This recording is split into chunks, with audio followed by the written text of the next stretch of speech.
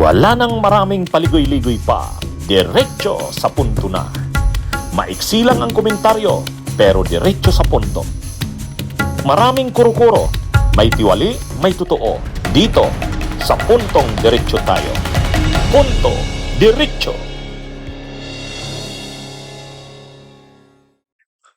O mga kabunyog, si dating Senador Sani Trillanes ay nagsuggest na ang suggestion ni dating Senador Sani Trillanes kay dating Vice President, ngayon ay Mayor ng Naga City, Leni Robredo. Mas maganda kung mag-endorse na si Leni, i-endorse na si Bam o si Risa, kung sino man sa dalawa. Kumbaga i-endorse na ito yung pinagpipilian niya, either Risa or Bam. Bakit? Para pag mag-survey, makikita na pag nagsabi na si Mayor Leni Robredo na hindi talaga siya tatakbo at either na lang Kibam o Risa ang kanyang pagpipilian. Kaya sa mga tao bahala na kung sino ang nakikita nila, si Bam o si Risa, pero siya decided nang hindi tatakbo. Bakit importante 'yon? Importante 'yon ang paliwanag ni dating Senador Sani Trillanes kasi pag sinabi ni Leni hindi talaga siya tatakbo, final na 'yon. So hindi na siya i-consider sa survey. Kasi hindi na siya tatakbo eh. Nagsabi na siya, wag niyo na akong isama diyan sa survey. Tapos pag in-endorse ni Leni si Bam o kaya si Risa, makikita yung effect ng endorsement niya. Kasi sa ngayon, ang problema talaga ni Risa at ni Bam, mababa sa survey. Mataas pa rin si Leni Robredo talaga. Kaya lang ang problema naman kay Leni, nagsabi ng hindi siya tatakbo. Kaya lang, nagdeklara siyang hindi tatakbo, hindi naman siya nagsasabing, alisin niyo na yung pangalan ko diyan sa survey. Pangalawa, i-consider nyo si Bam o si Risa. Yan yung pinagpipilian kong i-endorse. O yan. Kumbaga, pagka ganun ang ginawa ni dating Vice President ngayon ay Mayor Leni Robredo ng Naga, sabi ni Trillanes, pagka ganun, hindi na i-consider si Leni. So makikita natin ngayon, pag nagsabi si Leni hindi na siya tatakbo, ano ang effect sa kandidatura, possible candidacy ni Risa or ni Bam? Makikita na yon. At kung i-endorse ni Leni, either si Risa or si Bam, sabihin niya ito, anong effect ng endorsement niya na yan? Kasi mahalagang hindi kasi nakakabuelo yung si Risa at saka si Bam, mababa pa rin sa survey kasi nandun si Leni.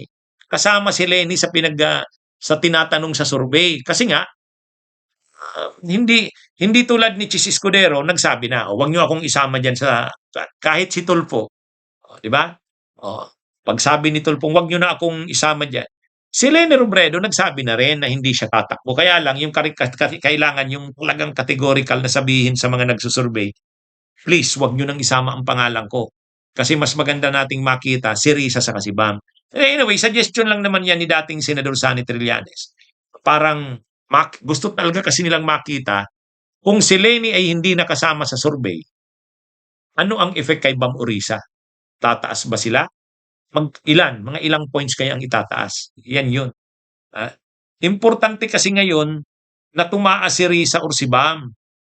Kasi yung parte kasi ng administrasyon, syempre maraming nagpaplano na magsama yung admin, yung kampo ng Marcos at saka nung oposisyon laban sa Duterte.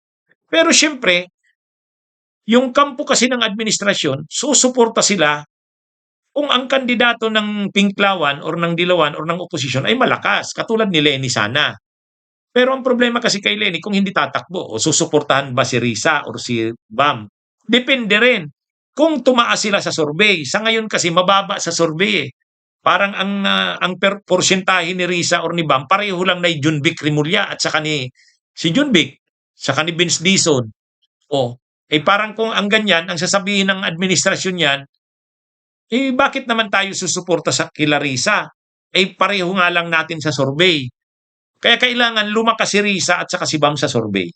Kung pwede, sa endorsement ni Leni Robredo, tumaas sila para yung iba na nagpipilit tumakbo, mag-giveaway na kay Risa kasi tumaas na siya. Kumbaga, yung place ni Leni, sana makuha ni Risa or ni Bam. Yan yung context ng sinasabi ni Trillanes na bakit mas magandang i-endorse na ni Leni si Risa Bam para makita yung effect ng endorsement ni Leni. At si Leni rin, pag nagsabing wag na siyang isama, makikita rin yung effect. na pag wala na si Leni sa sinusurvey. Anyway, masyado na talagang mga kabunyog, mainit na ang politika, grabe. Pero yun po bang inyong partido, grupo po ninyo, sino-sino pa po yung iba ninyong mga kino-consider na posibleng maging standard bearer? Ganito po yan. While ang preference po namin ay si Senator Risa Hontiveros, base sa kanyang kwalifikasyon at yung strength of character niya, naninindigan, pinaglalaban, yung tama. Pero kung ang magiging resulta ng usapin ng 2028 ay kung sino man, di magkakaisa po kami kung sino yon. Parang kagaya lang ho sa Estados Unidos, yung primaries na tinatawag, ay kahit magkakaiba yung tinutulak ninyo sa isang partido, but eventually pag nakapili na, lahat na tayo pagtutulungan para masuportahan yung chosen candidate.